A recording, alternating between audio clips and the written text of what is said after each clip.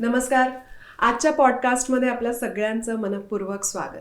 मंडळी, निवडणुका अगदी तोंडावर आलेल्या असताना सुद्धा बरेच वेळा असं होतं की आपल्याला आपल्या उमेदवाराची म्हणजे आपल्या क्षेत्रातल्या उमेदवारांची, त्यांच्या विचारांची, त्यांच्या योजनांची माहितीच नसते.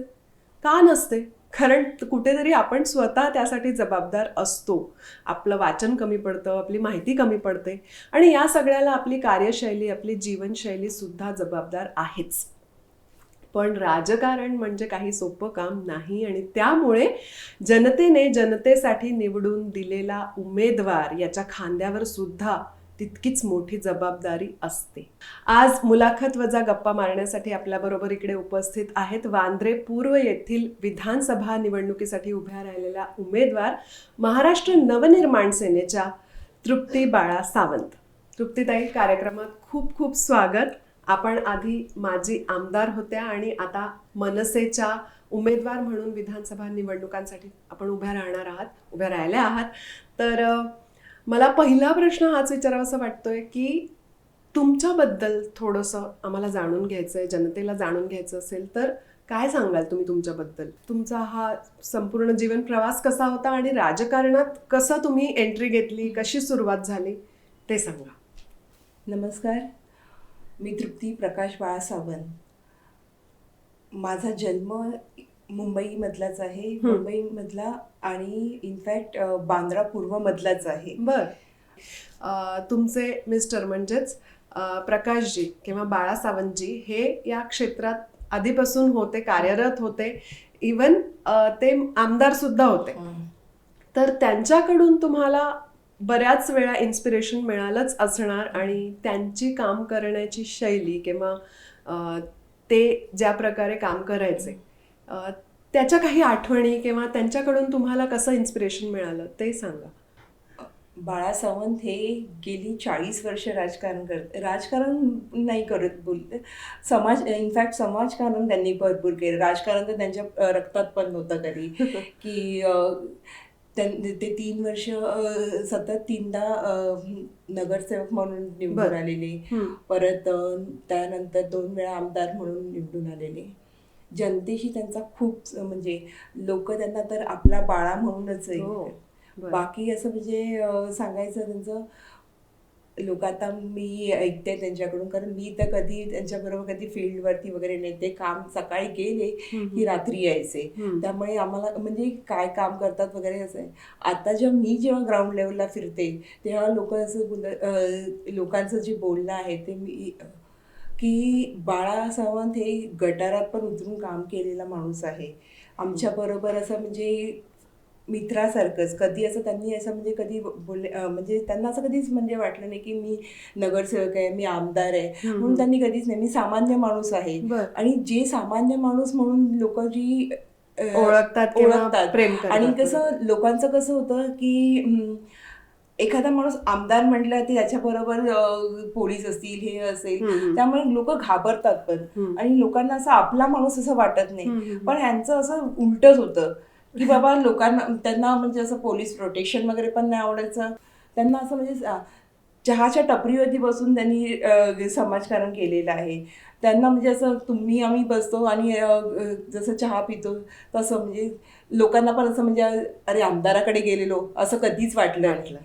अरे आपल्या मित्राकडे गेलेलो किंवा असं म्हणजे आपल्या सगळ्यांना, इव्हन लहान मुलं पण अरे बाळा सावंत आहे. मी खूपदा असं म्हणजे त्यांच्याबरोबर असं 1-2 प्रोग्राममध्ये वगैरे पण गेलेले तेव्हा पण अरे मी म्हटलं अरे एवढ्या लहान मुलांना नाही हमारा बाळा सावंत खूप म्हणजे असं लहान मुलांपासून ज्येष्ठांपर्यंत मी बघितलं.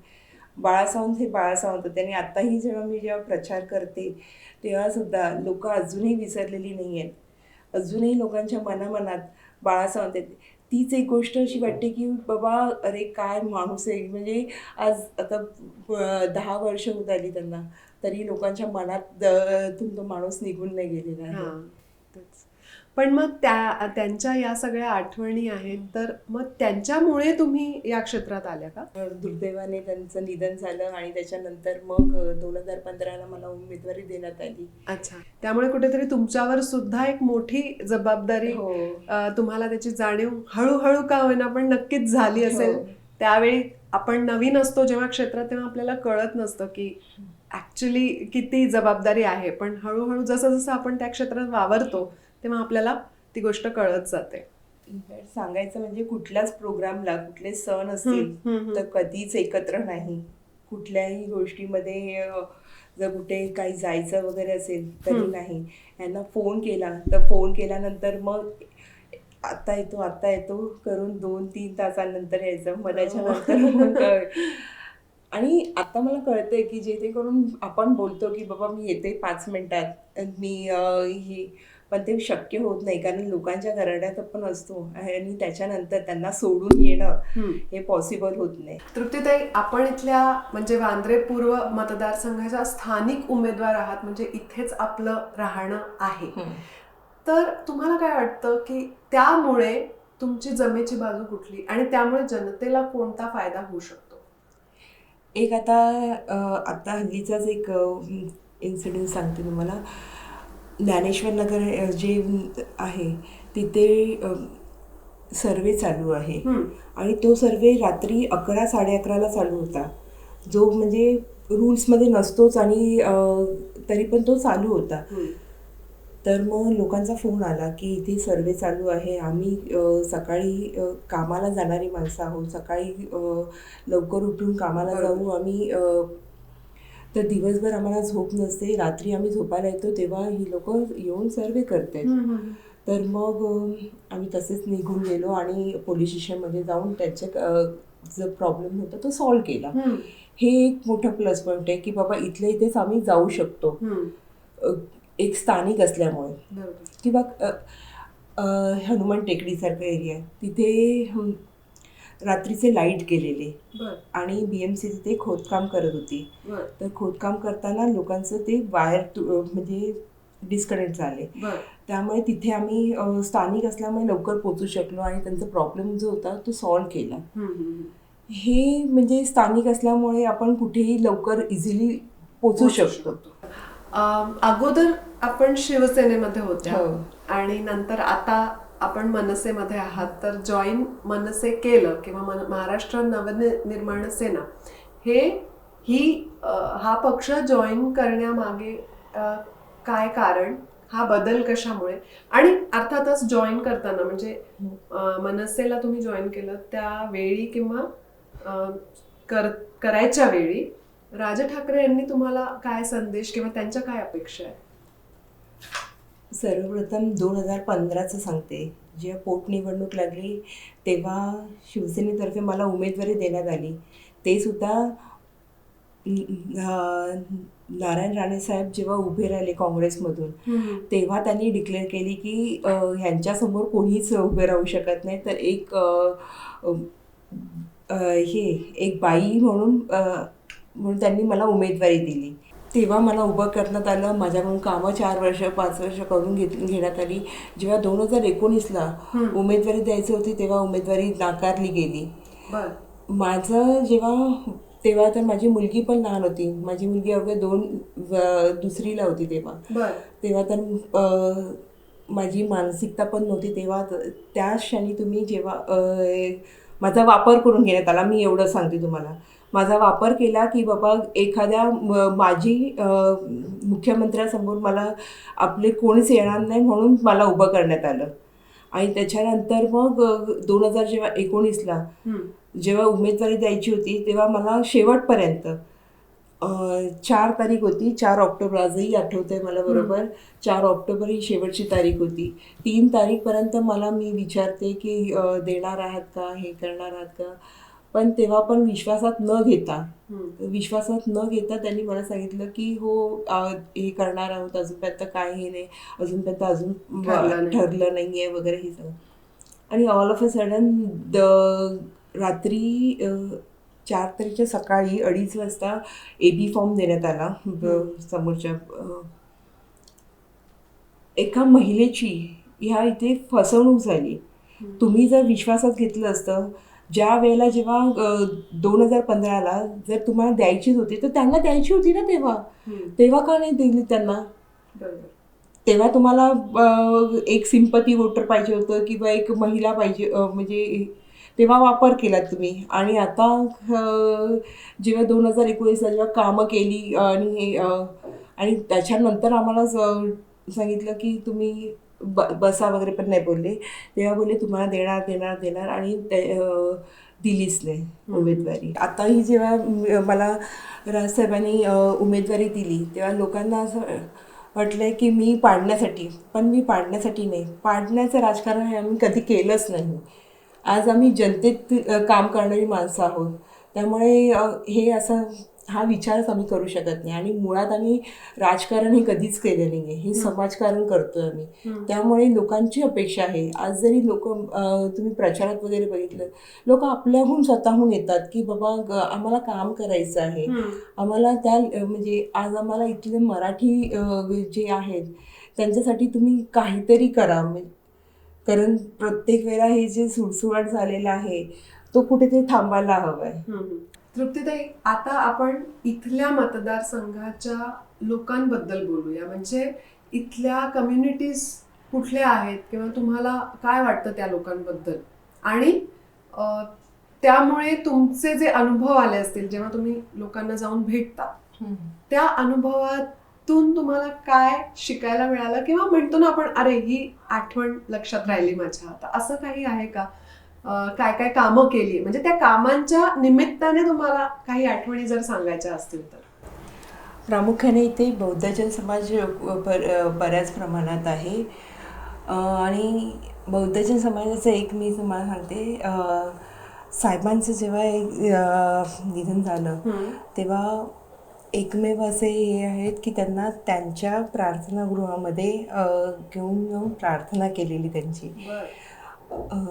तो एक म्हणजे, आणि म्हणजे साहेबांनी पण भरपूर त्यांच्यासाठी कामं केली आहेत. आणि जे एकमेव असं प्रार्थनागृह पण त्यांनी बांधलेलं आहे ते स्मशानभूमीमध्ये. तिथे ती जी वंदना घेतात ना, त्यांची जी शेवटची वंदना घेतात ती तिथे ठेवून त्याच्यानंतर मग वंदना. इनफॅक्ट हे फक्त आणि फक्त म्हणजे त्यांच्या समाजासाठीच हे करतात, पण त्यांनी हे साहेबांसाठी सुद्धा केलं. हे एक आवर्जून मला सांगावं असं वाटतंय.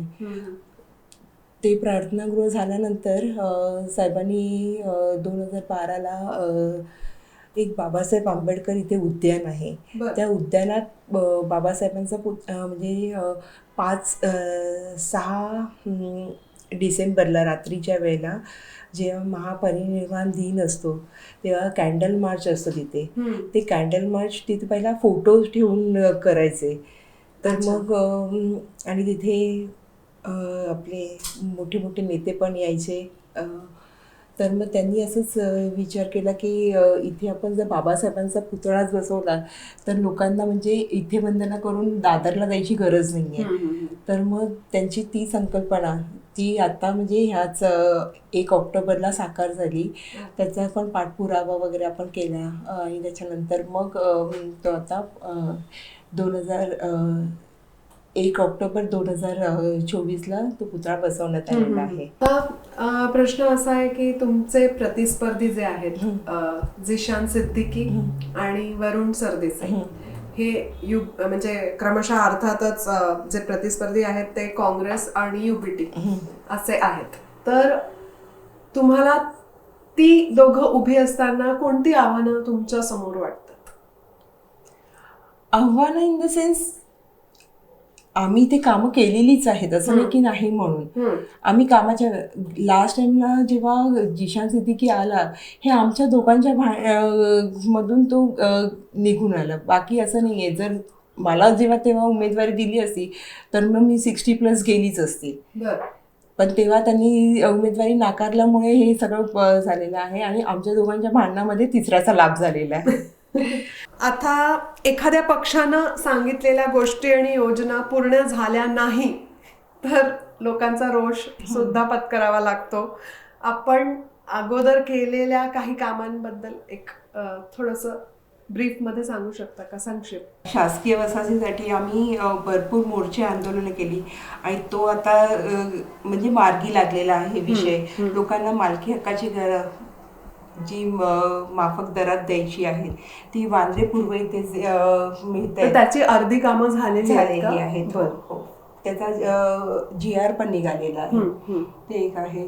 परत मगाशी म्हणाल्याप्रमाणे बाबासाहेब आंबेडकर उद्यानात बाबासाहेबांचा पुतळा त्याचा पाठपुरावा केला आणि तो आता बसलेला आहे पुतळा. आणि जी रखडलेली कामं आहेत ती आपण करतोच आहोत.